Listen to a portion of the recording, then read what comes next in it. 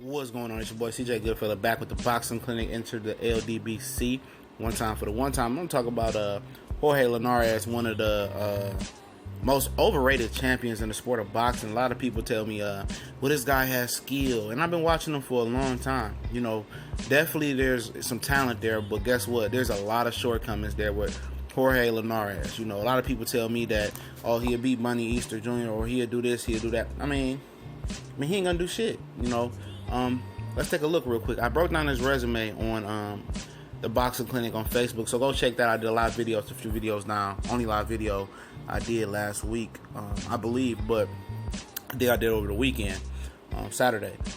But you know, let's keep it funky, man. Go to BoxRec and start looking at these guys' BoxRec. I mean, it's kind of like the Golovkin thing to me, where, you know, people were just, you know, oh, he beat, you know, he got 18 straight title defenses. But who did he win his title from? You know, you look over the years as far as Jorge Linares. You mean, look at the guys that you had come through the lightweight. You had Richard Abreu, Miguel Vasquez, Brandon Rios, Marcos Madonna fought there for a minute, Adrian Broner, Ricky Burns, Terrence Crawford, Yuriorkis Gamboa, Anthony Peterson kind of was fighting there for. He's still there, but when he was fighting Brandon Rios on HBO, you know, you look at you know, even Hank Lundy, John Molina.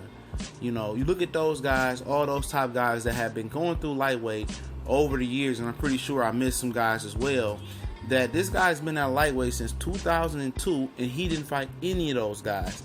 Not one prominent lightweight that this guy has fought, except for one guy that he lost his title to, I believe. And the guy who he won his title from, he didn't win his title from anybody that's good. He was handed his title twice.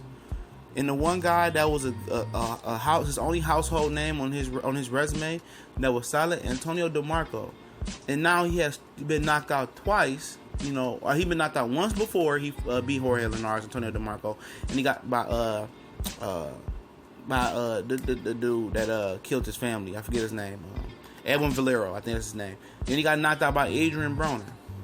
Okay, you know, he got knocked out twice. Then he got before, and then after DeMarco knocked him out, he got knocked out by Sergio Thompson, a guy who's lost his last 5 or 6 straight fights, like 4 of them by knockout. Then he lost before both of those fights to another guy by Juan Carlos Sandago or whatever. And this guy's been beat 7 times and been knocked out 5 times since. So, you know, where's the validity in this guy's resume? I mean, of course, he's looking good versus guys because he fought in Japan after he knocked out DeMarco. He did a lot of his fighting in Asia. Of course, he looked good versus those guys. You know, if you put a fucking NBA player in the high school circuit, of course he's gonna dominate. He's dominating nobody of validity.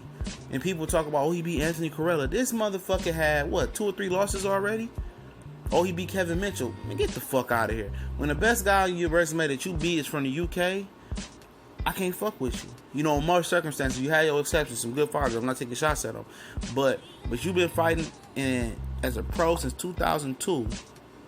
Your best wins are Kevin Mitchell and Anthony Corella.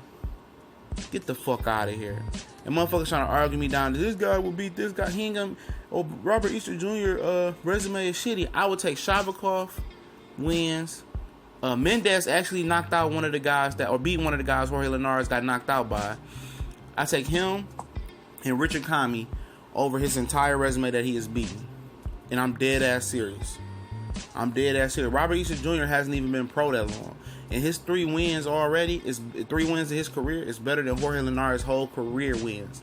And he's been a fucking champ. He's been a fucking boxer, staple of that division since 2002. Since 2002, he's been a staple of that division. And he hasn't beat any of the top guys that ran through that division. He only fought one solid guy, Antonio DeMarco, in that division.